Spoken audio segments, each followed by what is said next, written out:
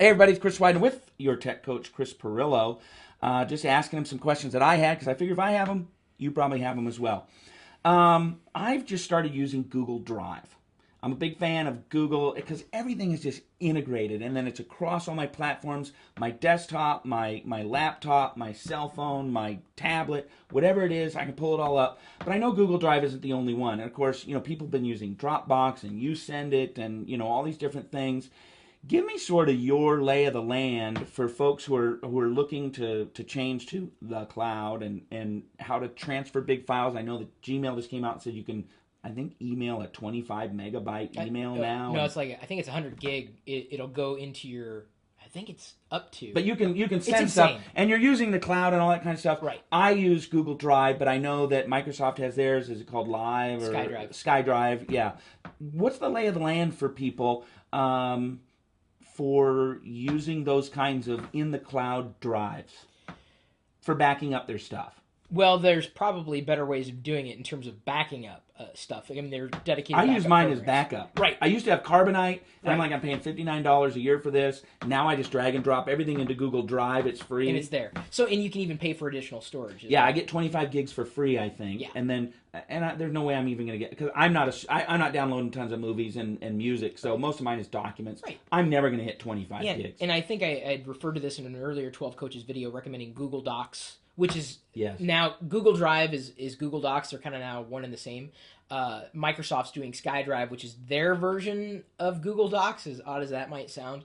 I absolutely recommend sooner rather than later starting to think that direction, because when someone sends me a file attachment now, I'm like, what am I supposed to do with this, right? I'm putting this in Google Docs because especially if I'm going to be collaborating with somebody or editing, or I want to save it or get to it from a smartphone, which I now, Google, as a matter of fact, just the other day updated their, I use iOS, I use Android, I use as many platforms as I can.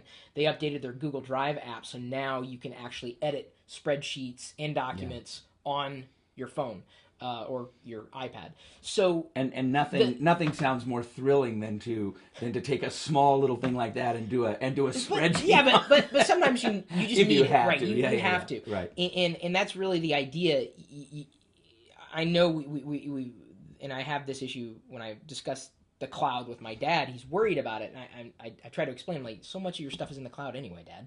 You don't realize how much of it is in the cloud. When you upload a video to YouTube, it's in the cloud. Mm-hmm. It's yours, but it's also on somebody else's server. And the line between where a file resides, whether it's locally or remote, is going to become increasingly blurred, so it's just not going to matter. Right. I mean, the idea of using it as backup is valid. Which one do you go with may depend on what features you need and which brands you trust most, and which one you're already halfway down the road with. So, I mean, for me, it's like I'm so ingrained with Gmail and Google Drive and Google Docs and all that. I haven't used, well, I use Microsoft Word, but Office is, it's dying quickly. Not to say that anybody who's using it is a dinosaur, because we all have something that we know it's familiar. If you get the job done, if you're happy, of it. Yeah, sure. I usually use it only to view files that people send me. I mean, it's compatibility. But that's very, very important in terms of what world you live in. And so I use Google primarily for document storage, and I use Dropbox for file storage, because my workflow with how I use Dropbox is completely different from my workflow with Google Drive. You're using a huge amount of space, right? So I don't edit all the videos that I do. I have to get them off to a remote production place.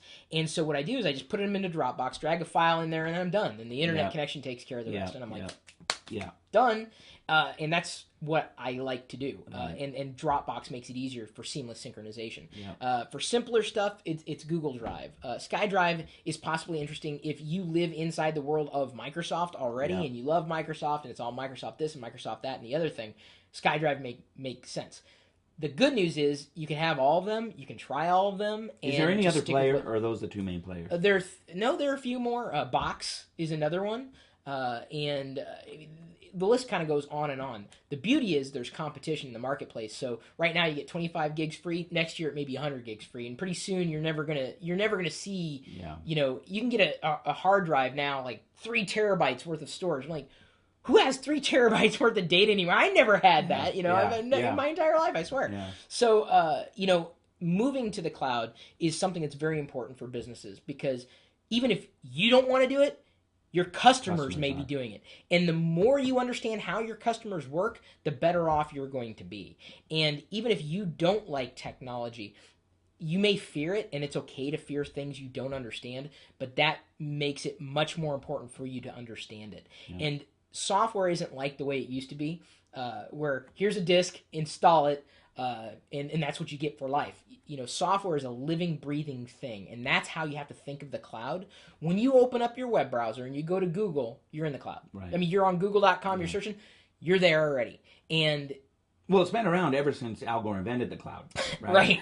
Yes, of course. I didn't want to. That's get the other into thing. that, Listen. The other thing is the cloud is really just the internet, right? Yeah, I mean, it is. It's so. But wonky types have to come up with a new word, for their cocktail parties. No, are you in the cloud yet? Yes, I'm in the cloud too. It's the internet. I think it's fair to call that what this hard drive. Where is it? You know, where you keep your files. Where is it? It's in the cloud. And so I think it's a fair way of encapsulating the idea of where your data lives. Yeah. And you know, you're using your internet anyway. Right. Software is always upgrading. When Google changes something, or Facebook changes, anybody changes something, they don't have you install something new on a disk. It's just when you log in, it's there. That's it. Yeah. And by and large, software should be getting easier to learn. And I would say that any one of the services that I would recommend, and honestly, because I live this way, the more complex it is, the less I want to use it, the less I want to recommend it. Yeah, sure. Because I don't have the time for it anymore. Yeah. Business owners definitely do not have the time for it anymore, especially if they're not like geeky like me. Yeah. They just want it to work. And the cloud is one of those things that it just works. And it's getting easier and easier, more and more affordable. And the most important thing is, I'll go back to it again, try it.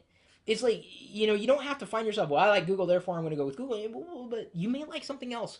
And not trying it hurts you as a business owner, because you don't know what you may be saving time on, what you may be saving money on. You don't know where your customers are. And even if most of your customers don't seem to be there, if they will be. They will be. Or eventually, if you change a workflow such that it saves you an hour's worth of time every day by doing something different, just by using a free service, why would you not want to look into that? And especially if you're making $100 an hour.